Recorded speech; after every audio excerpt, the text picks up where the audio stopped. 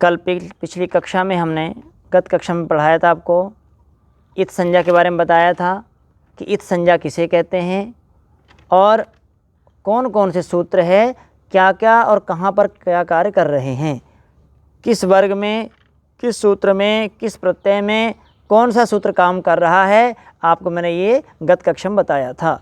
आइए हम अब उदाहरण देखेंगे, ये सूत्र किस प्रकार से प्रयोग में आ रहे हैं।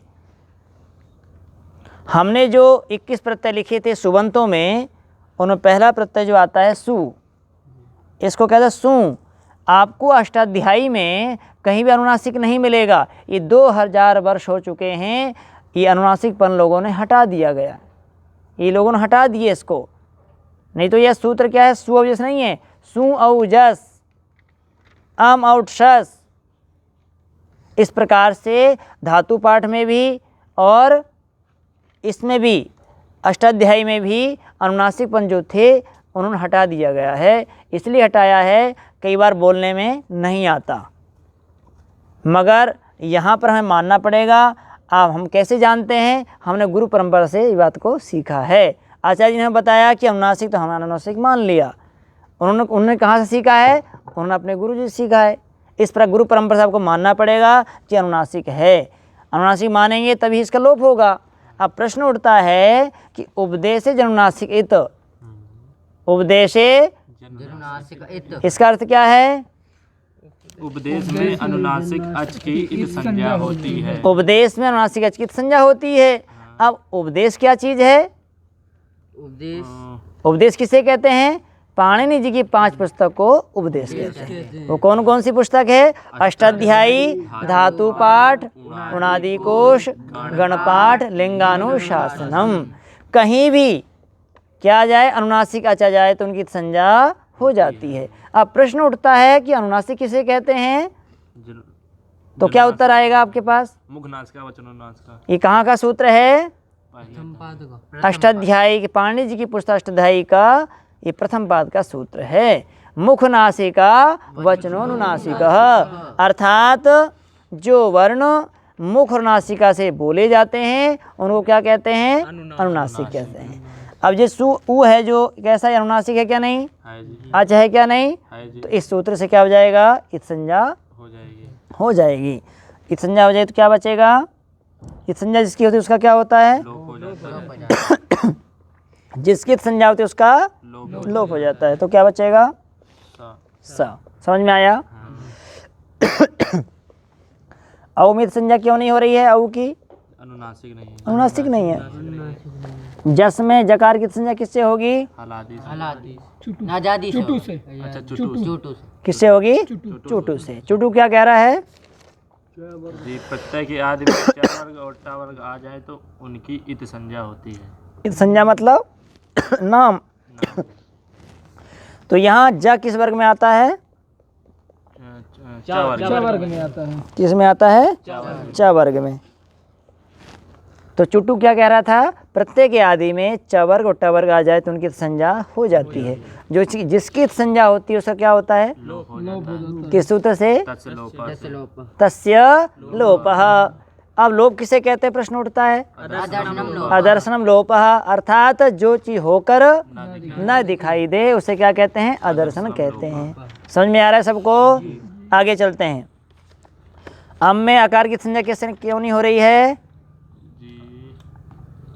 क्योंकि ये अनुनासिक नहीं है। उपदेश में भी है और अच भी है, मगर अनुनासिक नहीं है, इसलिए आकार की संज्ञा नहीं हो रही है।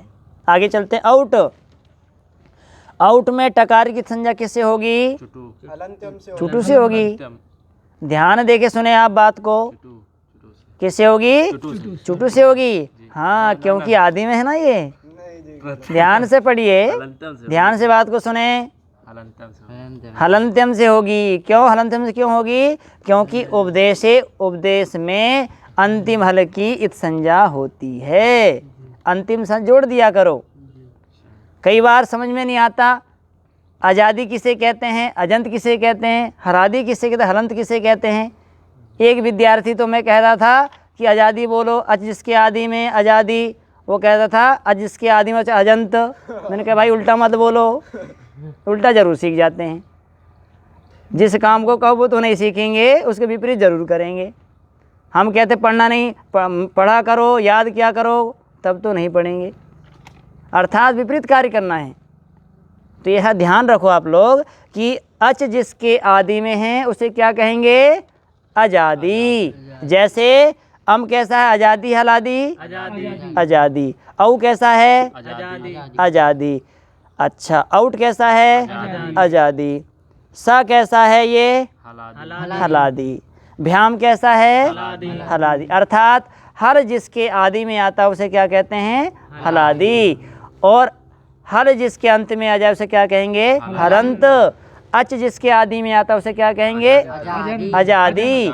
और अच जिसके अंत में आता है उसे क्या कहेंगे? अजंत। अर्थात अंतिम, अंत में क्या आ गया है? उपदेश के अंत में, अर्थात उपदेश में, उपदेश में अंतिम हल की संज्ञा हो जाती है। और जिसकी संज्ञा होती है उसका क्या होता है? लोप हो जाता है। तो क्या बचेगा फिर यहाँ? औ।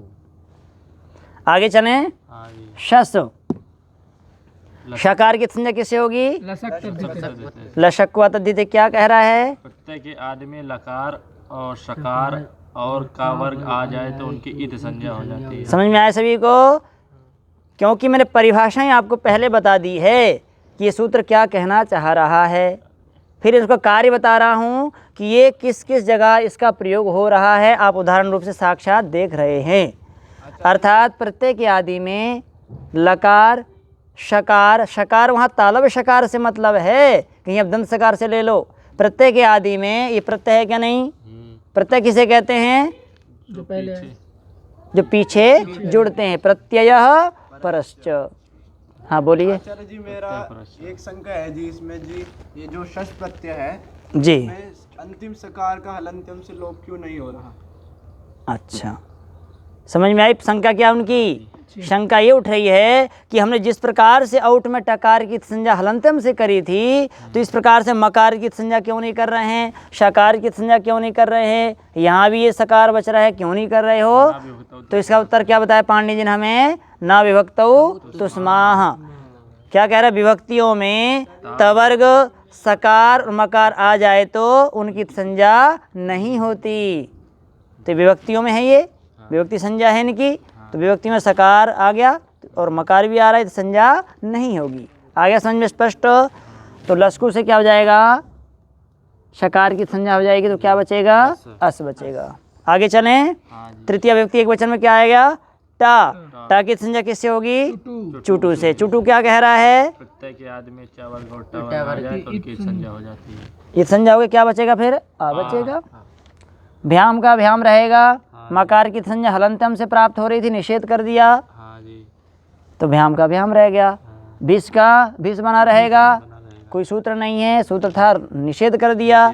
आगे चलते चतुर्थी एक वचन में क्या आएगा? गे। गे आएगा। तो इसमें गकार की संज्ञा किससे होगी बताएं? तो क्या कह रहा है लशक तद्धित? क्या कह रहा बताएं? प्रत्यय के आदि में लकार, शकार और कवर्ग आ जाए तो उनकी इत संज्ञा हो तो प्रत्यय के आदि में आ रहा है, जाती तो ये किस वर्ग में आता? क है। वर्ग में आता है। संज्ञा कर दें, जिसकी संज्ञा होती है उसका क्या हो जाता है? लोप हो जाता है। तस्य लोपः। तो क्या बचेगा? ए। आगे भ्याम, भ्याम भ्यस, भ्यस का भ्यस बचेगा। गसी में देखें, ग की संज्ञा किससे होगी? लशक व तद्धित से। ई की संज्ञा किससे होगी? ई की संज्ञा हाँ उपदेश में है, अनुनासिक है और अच भी है, इस संज्ञा हो जाएगी, तो क्या बचेगा? अस। आगे भ्याम का भ्याम, भ्यस का भ्यस, षष्ठी आ जाएं। गस की ग की संज्ञा कैसे हो जाएगी? तो क्या बचेगा? अस। ओस, ओस का ओस रहेगा, प्राप्त हो रहा था। अब कोई पूछे कि आप ई की संज्ञा यहाँ से कर रहे थे, यहाँ भी कर रहे थे, ऊ की यहाँ क्यों नहीं कर रहे हो? क्योंकि जी इधर अनुनासिक नहीं। हाँ, अच्छा तो है, उपदेश में भी है मगर अनुनासिक नहीं है, इसलिए यहाँ इस संज्ञा नहीं हो रही है। सारी शर्तें घटनी चाहिए, तब जाके हम इस संज्ञा करेंगे। एक भी शर्त नहीं घट रही है तो बात नहीं बनेगी।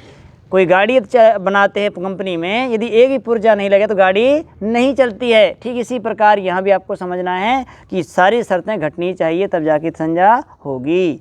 तो उसका उस बना रहेगा, आम का आम रहेगा, और घी का क्या बचेगा, ई बचेगा। तो गां की संज्ञा कैसे हो जाएगी, लसुन से ई बचा, ओस का ओस, सप्तमी बहुवचन में सुप आएगा, सुप का क्या बचेगा, सुपा कहाँ जाएगा, हलंत्यम से। आचार्य जी मेरी एक और शंका ये है कि हाँ जी जो संबोधन है जी, इसमें प्रथमा विभक्ति जैसे ये क्यों है जी, सुओजस? तो क्या कह रहे हैं, ये कह रहे हैं एकदम प्रथम विभक्ति क्यों आ गई है, क्या नियम ऐसा आपके पास है। तो पाणिनि जी ने सूत्र बनाया, ये प्रातिपदिकात् लिंग परिमाण वचन मात्र प्रथमा, अगला सूत्र है संबोधने च, संबोधन में भी प्रथमा व्यक्ति होती है। ये वहाँ समाधान पाणिनि जी ने सूत्र के माध्यम से हमें बताया है। आगे समझ सभी को। सुप में पकार की संज्ञा हलंत्यम से हो गई, तो बचा सु। इस प्रकार से सु का स, औ और जस का अस बचेगा। जो पहले आपने किया है प्रथम व्यक्ति वही यहाँ पर आपके पास है। तो आपको समझ में आया। किसी कोई शंका हो तो अवश्य पूछें। बिल्कुल यहाँ आपको बोलना सिखाया जा रहा है, पढ़ना सिखाया जा रहा है। आप डरे बिना भय के आप बोल सकते हैं कि ये जी इस प्रकार से है, हमें इसको समझ में नहीं आया। मैं तो कहता हूँ व्यवहार की बात को समझाना बहुत कठिन है, मगर आप सूत्र में किसी भी सूत्र में उंगली रखेंगे, आपको मैं ये सूत्र को अभी समझाऊंगा, 1 घंटे में समझा दूंगा, पूरे दिन में समझा दूंगा, पूरे दिन में नहीं समझा सकता 10 दिन में समझा दूंगा, अर्थात मैं सूत्र को समझा के छोड़ूंगा। मगर आप लोग व्यवहार की बात समझाना बहुत कठिन है, क्योंकि सब अपने अपने संस्कारों से जूझ रहे हैं, अपने कर्म लेके आए हैं। जैसे जैसे कर्म कर रहे हैं वैसे वैसे विचार उसके होते हैं। यदि आप इतने विद्यार्थी बैठे हैं, यदि एक भी विद्यार्थी मेरी बात को समझ लेता है तो मैं अपना पढ़ाना सफल मानता हूँ। यदि मेरी बात को एक भी विद्यार्थी नहीं समझ रहा है तो मैं समझूंगा मेरी तपस्या में भी कमी है, ये विषय को मैंने साक्षात्कार नहीं किया है। इसलिए अब ये ना सोचें कि एक को समझ में आ रहा है, 2 को आ रहा है, इसका मतलब मेरा इसमें खोट नहीं है। इसका मतलब आपकी बुद्धि का स्तर अभी नीचे, लेवल नीचे है। इसलिए वेद में कहा अक्षणमंतः कर्णमंतः सखाय बहुविध। ये कहा है कि सबके कान एक जैसे हैं, सबकी आंखें एक जैसी है, सबका शरीर एक जैसा है, मगर सब ने अलग अलग प्रकार से मेहनत करी है। इस कारण से कोई जल्दी समझता है, कोई लेट समझता है, मगर समझेंगे सभी। जोर लगाना पड़ेगा। जिस विद्यार्थी समझ में नहीं आ रहा है उसे क्या करना पड़ेगा, मेहनत करनी पड़ेगी, रगड़ा मारना पड़ेगा। जिस पात्र में जंग लगी हो उस पात्र को बहुत जम से बढ़िया मांझना पड़ता है, तब वो पात्र खिल जा, चमक जाता है। इसी प्रकार हमारी बुद्धि में अभी जंग लगा हुआ है, उस जंग को छुटाने के लिए हमें बार बार मेहनत पुरुषार्थ करना पड़ेगा बुद्धि से। जिस चीज़ को बढ़ाना चाहते हैं आप, शरीर को बढ़ाना चाहते हैं तो क्या करना चाहिए प्रणव जी, शरीर को बढ़ाना चाहते हैं तो हमें व्यायाम करना चाहिए, मेहनत करनी चाहिए। यदि हम बुद्धि को बढ़ाना चाहते तो क्या करना चाहिए, बुद्धि वाले कार्य करना चाहिए, अर्थात स्वाध्याय, पढ़ना, गायत्री मंत्र का जाप, ओम का जाप, हमें ये करना चाहिए। क्योंकि धियो यो नः प्रचोदयात्, परमात्मा हमारी बुद्धि को श्रेष्ठ मार्ग में प्रेरित करे। तो आज का यहीं पर विषय हम समाप्त करते हैं। सभी का धन्यवाद। अब हम एक बार ओम का उच्चारण करेंगे और 3 बार शांति पाठ बोलकर हम समाप्त करेंगे। ओम शांतिः शांतिः शांतिः। सर्वेभ्यो नमः।